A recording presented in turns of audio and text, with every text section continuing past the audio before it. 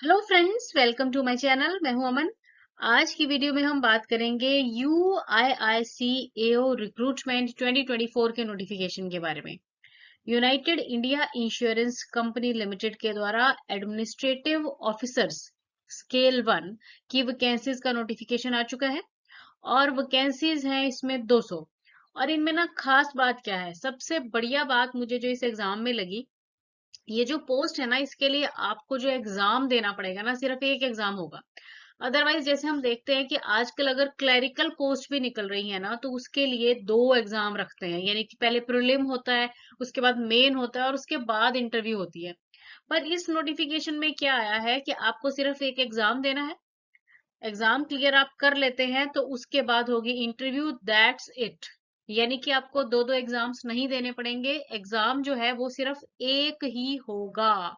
तो ये है ना गुड न्यूज। अब इसमें देखो कि वैकेंसीज भी 200 हैं, जिनमें से 100 हैं जर्नलिस्ट के लिए और 100 जो है वो स्पेशलिस्ट के लिए रहेंगी, जो कि हम अभी वीडियो में चेक करते हैं। अप्लाई आप कर सकेंगे 15 अक्टूबर से लेकर 5 नवंबर 2024 तक और इसकी वेबसाइट है uiic.co.in।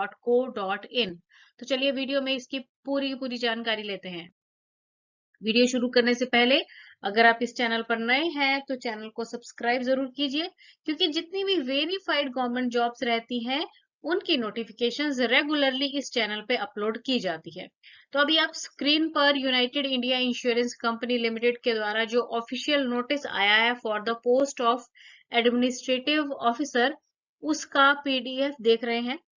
अब इसमें देखिए बताया गया है कि recruitment of 200 administrative officers scale 1 की पोस्ट रहेगी ये। और यूनाइटेड इंडिया इंश्योरेंस कंपनी के बारे में अगर आप नहीं जानते हैं तो ये एक लीडिंग पब्लिक सेक्टर की जनरल इंश्योरेंस कंपनी है। पूरे देश में इसके अलग अलग जगह पे ऑफिसेज हैं और जो इनका बिजनेस है कितना बताया गया है, 19,852 करोड़ का तो बिजनेस ही है। और पूरे देश में 1500 ऑफिसेज हैं इसके, ठीक है। तो बहुत बढ़िया कंपनी है, बहुत जबरदस्त अपॉर्चुनिटी आपके लिए ये रहेगी। चलिए जानते हैं। तो देखिए जैसे कि हमने बात की कि इसमें ना 100 जो पोस्ट है ना, वो रहेंगी किसके लिए, स्पेशलिस्ट के लिए, और 100 जो है ना वो रहेंगी जर्नलिस्ट के लिए, ठीक है। तो अब यहाँ पे जैसे बताया गया है कि जो देखिए रिस्क मैनेजमेंट के लिए है 10 पोस्ट, ठीक है। देन फाइनेंस एंड मैनेजमेंट के लिए है 20, ऑटोमोबाइल इंजीनियर्स के लिए भी 20 है, केमिकल इंजीनियर और मैकाट्रॉनिक्स इंजीनियर्स के लिए 10 है, डाटा एनालिटिक्स के लिए है 20 और लीगल के लिए है 20। तो इस प्रकार ये जो स्पेशलिस्ट की पोस्ट है ना, कितनी हो गई है, 100 हो गई। 100 पोस्ट रहेंगी जो कि स्पेशलिस्ट के लिए हैं, ठीक है। इसी तरह से जर्नलिस्ट के लिए भी कितनी है, 100 पोस्टें रहेंगी। अब ये ना कैटेगरी वाइज दी गई हैं। और जर्नलिस्ट में जो है क्या बेनिफिट रहेगा कि जो भी कोई नॉर्मल ग्रेजुएशन आपने की है तो आप अप्लाई कर सकते हैं जर्नलिस्ट की पोस्ट के लिए, क्योंकि देखिए स्पेशलिस्ट में आपको स्पेशल प्रकार की जो क्वालिफिकेशन आपके लिए होनी चाहिए, जिसके बारे में अभी हम बात करते हैं। तो इसमें पहले तो एलिजिबिलिटी देख लो, सिटीजन ऑफ इंडिया होने चाहिए, एक तो भारत के नागरिक होने चाहिए। Then subject of Nepal, Bhutan, Tibetan refugee. और पर इसके लिए जो है जो भारत के रूल्स हैं अकॉर्डिंगली, है ना, तो वो क्वालिफाइड होने चाहिए, तब आप अप्लाई कर सकेंगे। देन रिस्क मैनेजमेंट की बात करते हैं। पहले तो देखिए जो है कौन से स्पेशलिस्ट पोस्ट के लिए, है ना। तो रिस्क मैनेजमेंट के लिए आपके पास होनी चाहिए बीटेक या बीई, मिनिमम 60% मार्क्स अगर आप जनरल कैटेगरी से हैं, और अगर आप एस सी एस टी हैं तो 55% मार्क्स, ठीक है। और साथ में पोस्ट ग्रेजुएशन होनी चाहिए, मतलब बीई बीटेक के साथ अगर आपकी पोस्ट ग्रेजुएशन है रिस्क मैनेजमेंट में या फिर पीजीडीएम है रिस्क मैनेजमेंट में, तो आप अप्लाई कर सकते हैं। या फिर अगर आपने एमई या फिर एमटेक किया है और साथ ही साथ में ये पोस्ट ग्रेजुएशन किया है रिस्क मैनेजमेंट में या फिर पीजीडीएम है रिस्क मैनेजमेंट में, तो आप अप्लाई कर सकते हैं, एलिजिबिलिटी बनती है। और फाइनेंस और इन्वेस्टमेंट की बात करें तो जो स्टूडेंट्स हैं सीए, ठीक है, तो चार्टेड अकाउंटेंट आईसीएआई के द्वारा या कॉस्ट अकाउंटेंट है आईसीडब्ल्यूए के द्वारा अप्लाई कर सकते हैं। या फिर अगर आपने बीकॉम किया है 60% मार्क्स के साथ, ठीक है, एस सी एस टी है तो 55 के साथ, तो आप अप्लाई कर सकते हैं। या फिर अगर एम कॉम किया है तब भी एलिजिबिलिटी बनती है। नेक्स्ट है, अगर आपने ऑटोमोबाइल इंजीनियरिंग की हुई है तो आपने अप्लाई कर सकते हैं, बीटेक किया इसमें, या फिर एमटेक किया है तब भी अप्लाई कर सकते हैं। केमिकल इंजीनियर्स और मैकाट्रॉनिक्स इंजीनियर्स के लिए भी है कि बीटेक या फिर एमटेक किया है तो अप्लाई कर सकते हैं, किसमें, मैकाट्रॉनिक्स में या फिर केमिकल इंजीनियरिंग में। देन डेटा एनालिटिकल स्पेशलिस्ट में है कि अगर आपने ना बीई या बीटेक किया हुआ है कंप्यूटर साइंस में, ठीक है, या फिर कंप्यूटर एप्लीकेशंस में, आईटी में, graduate in statistics, data science, actual science with 60% marks अगर है जनरल, और 55 अगर है एससी एसटी कैटेगरी से तो अप्लाई कर सकते हैं। साथ ही इसी के लिए बताया गया है कि अगर आपने एमसीए भी किया हुआ है ना, ठीक है, तब भी आप एलिजिबिलिटी बनती है आपकी, इसके लिए आप कर सकेंगे। नेक्स्ट है लीगल कैटेगरी में, देखिए इसके लिए आपके पास होनी चाहिए लॉ की डिग्री, ठीक है, तो चाहे तो आपकी 3 ईयर लॉ डिग्री है या फिर 5 ईयर बीए एलएलबी है तब भी आप अप्लाई कर सकेंगे, या अगर एलएलएम किया है तो और बढ़िया है, तब भी आप अप्लाई कर सकेंगे। साथ में चाहिए होगा इसमें 3 साल का एक्सपीरियंस होना चाहिए एज अ प्रैक्टिसिंग लॉयर, ठीक है, और अगर एससी एसटी है तो 2 साल का एक्सपीरियंस भी कंसिडरेबल होगा। और आपकी रजिस्ट्रेशन जो है ना बीसीआई यानी कि बार काउंसिल ऑफ इंडिया से होनी चाहिए, इस बात का ध्यान रखना है। उसके बाद है जी जर्नलिस्ट, जर्नलिस्ट की 100 पोस्ट है, ये आप जानते हैं। तो इसके लिए क्या होना चाहिए, ग्रेजुएशन आपके पास होनी चाहिए, अगर पोस्ट ग्रेजुएशन है तब भी ओके है, कर सकते हैं अप्लाई, 60% मार्क्स, और अगर एससी एसटी है तो 55% मार्क्स के साथ अप्लाई कर सकेंगे। एज इसमें है देखिए 21 साल से लेकर 30 साल की एज लिमिट है जिसमें आप अप्लाई कर सकते हैं, ठीक है, और अगर एससी एसटी है तो 5 साल की रिलैक्सेशन मिल जाएगी, ओबीसी को 3 साल की रिलैक्सेशन मिल जाएगी। देन डिसेबिलिटी के साथ अगर कोई है तो उन्हें 10 साल की रिलैक्सेशन है, एक्स सर्विसमैन को 5 साल की है।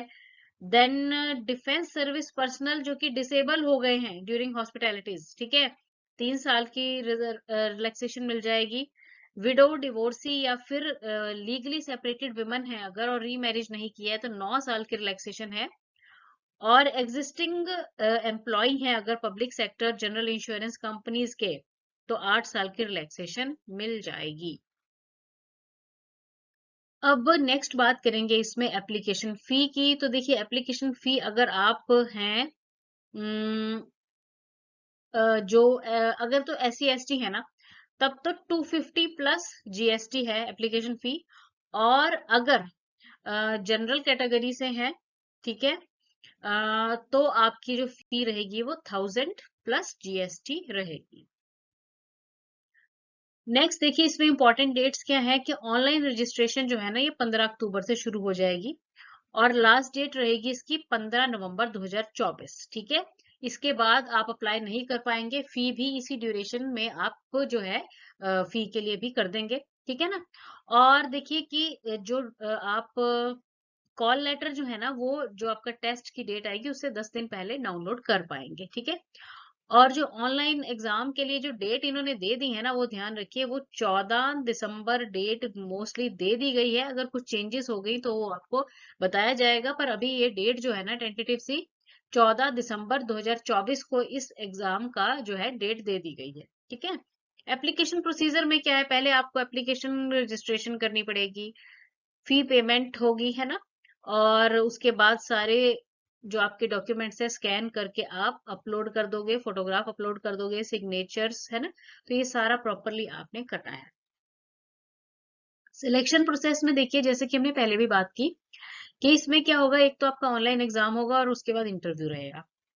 तो जो स्पेशलिस्ट के लिए अप्लाई करना चाहते हैं स्टूडेंट्स, उनका जो टेस्ट है ना उसमें देखो पहले तो ना रीजनिंग है, ठीक है। अब रीजनिंग जो है ना ऑब्जेक्टिव टाइप आएगी, ये 25 क्वेश्चंस होंगे और 25 मार्क्स के होंगे, 20 मिनट का टाइम मिलेगा, हिंदी इंग्लिश दोनों ही मीडियम में ये होगा, ठीक है। उसके बाद इंग्लिश लैंग्वेज, तो इंग्लिश लैंग्वेज में क्या है, 40 क्वेश्चंस होंगे, 40 नंबर के ही आएंगे, 30 मिनट का टाइम मिलेगा, ठीक है। देन क्वांटिटेटिव एप्टीट्यूड में है 25 क्वेश्चंस और 25 मिनट का ही टाइम, 25 मार्क्स के और 20 मिनट का टाइम मिलेगा इसमें, है ना। देन जनरल अवेयरनेस, जिसमें कि फाइनेंशियल सेक्टर की आपकी जानकारी ज्यादा होनी चाहिए। 20 क्वेश्चंस होंगे और 20 नंबर के ये रहेंगे, 15 मिनट का आपको टाइम मिलेगा, ठीक है।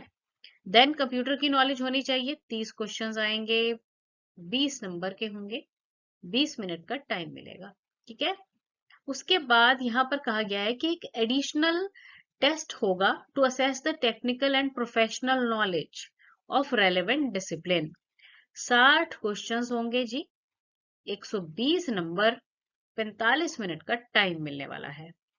और इस प्रकार आप देख सकते हैं कि टोटल 200 जो हैं क्वेश्चंस आएंगे, 250 नंबर के, और 150 मिनट आपको इस पूरे टेस्ट को करने के लिए जो है वो मिलेंगे। और अगर आप जर्नलिस्ट का टेस्ट देना चाहते हैं, है ना, तो उसमें क्या रहेगा, जर्नलिस्ट कैटेगरी के जो स्टूडेंट्स है ना, उनका जो टेस्ट रहेगा, उसमें देखो रीजनिंग का जो टेस्ट होगा, इसमें 50 क्वेश्चंस होंगे, ठीक है, और 50 नंबर के होंगे, ये 40 मिनट का होगा ये टेस्ट आपका, ठीक है जी। इंग्लिश लैंग्वेज जो है ना, ये पार्ट, इसमें भी 50 क्वेश्चंस होंगे, 60 मार्क्स और 40 मिनट मिलेंगे। देन क्वांटिटेटिव एप्टीट्यूड जो है 40 नंबर का होगा, 40 क्वेश्चंस और 50 नंबर का होगा, 30 मिनट का टाइम मिलेगा इसमें आपको, ठीक है। उसके बाद जनरल अवेयरनेस होगी, जिसमें फाइनेंशियल सेक्टर के क्वेश्चंस आपको अच्छे से करने होंगे, 40 क्वेश्चंस, 50 नंबर, 25 मिनट। और कंप्यूटर नॉलेज 20 क्वेश्चंस और 40 नंबर के होंगे, 15 मिनट का टाइम मिलेगा, ठीक है। तो इसमें भी देखो 200 क्वेश्चंस आएंगे, 250 नंबर के होंगे और 150 मिनट का टाइम ड्यूरेशन आपको मिलने वाला है। अब इसमें ना ये बताया गया है कि एक ये भी ध्यान रखिए, डिस्क्रिप्टिव टेस्ट जो है एक यहाँ पे बताया गया है कि चाहे आप जर्नलिस्ट या फिर स्पेशलिस्ट किसी के लिए भी अप्लाई करोगे, तो आपको ना एक डिस्क्रिप्टिव टेस्ट भी देना होगा, 30 मिनट्स का ही, ठीक है, इंग्लिश लैंग्वेज में ही होगा, और ये 30 नंबरों का ही आएगा आपको, ठीक है जी। जिसमें ना आपको ना रिटर्न होगा, ये मतलब 10 नंबर का आपको लिखना होगा लेटर, ठीक है, और 20 नंबर का लिखना होगा एसे, ठीक है। ऑनलाइन मोड में ही ये होगा आपका, ठीक है ना। और इसमें क्या है कि मिनिमम स्कोर चाहिए होगा ईच सेक्शन में सेपरेटली, और जो शॉर्ट लिस्ट होंगे ना स्टूडेंट्स, वो डिस्क्रिप्टिव टेस्ट के लिए ही जाएंगे, ठीक है। उसके बाद बच्चों होगा इंटरव्यू। अब इंटरव्यू में ना जो आपको कॉल किया जाएगा ना 3 टाइम्स, मतलब एक पोस्ट के लिए 3 कैंडिडेट्स को बुलाया जाएगा, ठीक है जी। और जो वेटेज रहेगा ना ऑनलाइन एग्जाम और इंटरव्यू का, वो 75-25 का रहेगा, ठीक है। तो ये कंसेप्ट रहेगा इंटरव्यू के लिए। जब सिलेक्शन हो जाएगी तो आपका ना प्रोबेशन पीरियड होगा पहले तो, ठीक है ना। जब आपकी सिलेक्शन होगी, तब देखो कि एडमिनिस्ट्रेटिव ऑफिसर स्केल 1 के रैंक पे आपकी सिलेक्शन होगी, तो इसमें ना आपका जो प्रोबेशन पीरियड होगा ना, वो रहेगा कितना टाइम का, 1 साल का, ठीक है। प्रोबेशन पीरियड होगा कितने टाइम का, 1 साल का रहेगा ये। उसके बाद यहाँ पे बताया गया है कि आपको ना एक गारंटी बॉन्ड भी फिल करना पड़ेगा। देखो जैसे अब आपकी जब ज्वाइनिंग हो जाएगी, एज प्रोबेशनरी पीरियड में आप स्टार्टिंग कर दोगे, है ना, तो प्रोबेशनरी पीरियड प्लस 4 ईयर, और यानी कि टोटल 5 साल का आपको एक बॉन्ड भी भरना पड़ेगा। इसका मतलब होता है कि आपको 5 साल इसी कंपनी में रहकर काम करना पड़ेगा। और एंड में बात करेंगे कि सैलरी स्ट्रक्चर क्या रहेगा। तो भाई सैलरी स्ट्रक्चर का जो बेसिक पे दिया गया है ना, 50,925 से लेकर 96,765 जो है बेसिक पे स्केल दिया गया है।